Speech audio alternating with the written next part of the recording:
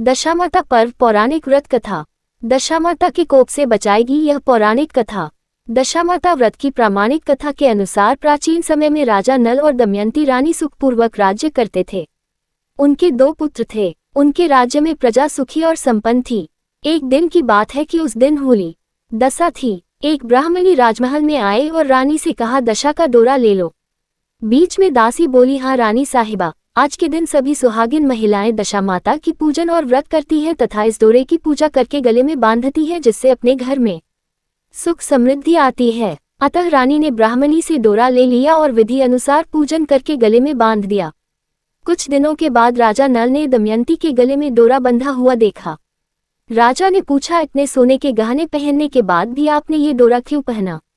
रानी कुछ कहती, इसके पहले ही राजा ने डोरे को तोड़कर जमीन पर फेंक दिया। रानी ने उस डोरे को जमीन से उठा लिया और राजा से कहा, ये तो दशामाता का डोरा था, आपने उनका अपमान करके अच्छा नहीं किया। जब रात्रि में राजा सो रहे थे तब दशामाता स्वप्न में बुढ़िया के रूप में आए और राजा से कहा, हे राजा, तेरी अच्छी दशा जा रही है और बुरी दशा आ रही है। तूने मेरा अपमान करने अच्छा नहीं किया। ऐसा कहकर बुढ़िया दशामाता अंतर ध्यान हो गई। अब जैसे तैसे दिन बीतते गए, वैसे वैसे कुछ ही दिनों में राजा की ठाट बाट, हाथी घोड़े, लाव लश्कर, धन धान्य, सुख शांति सब कुछ नष्ट होने लगे। अब तो भूखे मरने का समय तक आ गया। एक दिन राजा ने दमयंती से कहा, तुम अपने दोनों बच्चों को लेकर अपने मायके चली जाओ। रानी ने कहा, मैं आपको छोड़कर कहीं नहीं जाऊंगी। जिस प्रकार आप रहेंगे उसी प्रकार मैं भी आपके साथ रहूंगी। तब राजा ने कहा, अपने देश को छोड़कर दूसरे देश में चलें। वहां जो भी काम मिल जाएगा वही काम कर लेंगे। इस प्रकार नल दमयंती अपने देश को छोड़कर चल दिए।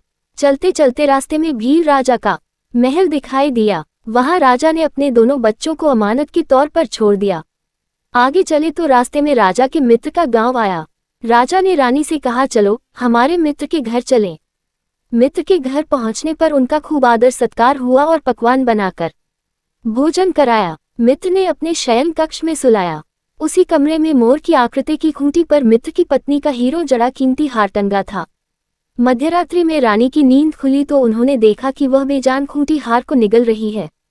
ये देखकर रानी ने तुरंत राजा को जगाकर दिखाया और दोनों ने विचार किया कि सुबह होने पर मित्र के पूछने पर क्या जवाब देंगे, अतः यहाँ से इसी समय चले जाना चाहिए। राजा रानी दोनों रात्रि को ही वहां से चल दिए। सुबह होने पर मित्र की पत्नी ने खूंटी पर अपना हार देखा। हार वहां नहीं था। तब उसने अपने पति से कहा, तुम्हारे मित्र कैसे हैं जो मेरा हार चुराकर रात्रि में ही भाग गए हैं? मित्र ने अपनी पत्नी को समझाया कि मेरा मित्र कदापि ऐसा नहीं कर सकता, धीरज रखो, कृपया उसे चोर मत कहो। आगे चलने पर राजा नल की बहन का गांव आया। राजा ने बहन के घर खबर पहुंचाई कि तुम्हारे भाई भौजाई आए हुए हैं।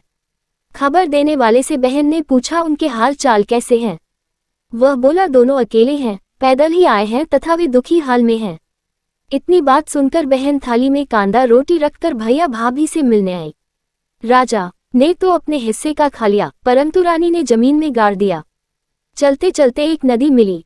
राजा ने नदी में से मछलियां निकालकर रानी से कहा, तुम इन मछलियों को भूंजो, मैं गांव में से परोसा लेकर आता हूँ। गांव का नगर सेठ सभी लोगों को भोजन करा रहा था। राजा गांव में गया और परोसा लेकर वहां से चला तो रास्ते में चील ने झपट्टा मारा तो सारा भोजन नीचे गिर गया। राजा ने सोचा कि रानी विचार करेगी कि राजा तो भोजन करके आ गया और मेरे लिए कुछ भी नहीं लाया। उधर रानी मछलियां भूंजने लगी तो दुर्भाग्य से सभी मछलियां जीवित होकर नदी में चली गईं। रानी उदास होकर सोचने लगी कि राजा पूछेंगे और सोचेंगे कि सारी मछलियां खुद खा गईं। जब राजा आए तो मन ही मन समझ गए और वहां से आगे चल दिए। चलते चलते रानी के मायके का गांव आया। राजा ने कहा, तुम अपने मायके चली जाओ, वहां दासी का कोई भी काम कर लेना, मैं इसी गांव में कहीं नौकर हो जाऊंगा। इस प्रकार रानी महल में दासी का काम करने लगी और राजा तेली के घाने पर काम करने लगा। दोनों को काम करते बहुत दिन हो गए। जब होली दशा का दिन आया तब सभी रानियों ने सिर धोकर स्नान किया। दासी ने भी स्नान किया। दासी ने रानियों का सिर गूंथा तो राजमाता ने कहा, मैं भी तेरा सिर गूंथ दूं। ऐसा कहकर राजमाता जब दासी का सिर गूंथ ही रही थी तब उन्होंने दासी के सिर में पद्म देखा। ये देखकर राजमाता की आंखें भर आई और उनकी आंखों से आंसू की बूंदें गिरी। आंसू जब दासी की पीठ पर गिरे तो दासी ने पूछा, आप क्यों रो रही हैं? राजमाता ने कहा, तेरे जैसी मेरी भी बेटी है जिसके सिर में भी पद्म था, तेरे सिर में भी पद्म है। ये देखकर मुझे उसकी याद आ गई। तब दासी ने कहा, मैं ही आपकी बेटी हूँ। दशा माता के कोप से मेरे बुरे दिन चल रहे हैं, इसलिए यहाँ चली आई। माता ने कहा, बेटी तूने यह बात हमसे क्यों छिपाई? दासी ने कहा, माँ मैं सब कुछ बता देती तो मेरे बुरे दिन नहीं कटते। आज मैं दशा माता का व्रत करूंगी तथा उनसे गलती की क्षमा याचना करूंगी। अब तो राजमाता ने बेटी से पूछा, हमारे जमाई राजा कहाँ हैं? बेटी बोली, वे इसी गांव में किसी तेली के घर काम कर रहे हैं। अब गांव में उनकी खोज कराई गई और उन्हें महल में लेकर आए। जमाई राजा को स्नान कराया, नए वस्त्र पहनाए और पकवान बनवाकर उन्हें भोजन कराया गया। अब दशा माता के आशीर्वाद से राजा नल और दमयंती के अच्छे दिन लौट आए। कुछ दिन वहीं बिताने के बाद अपने राज्य जाने को कहा।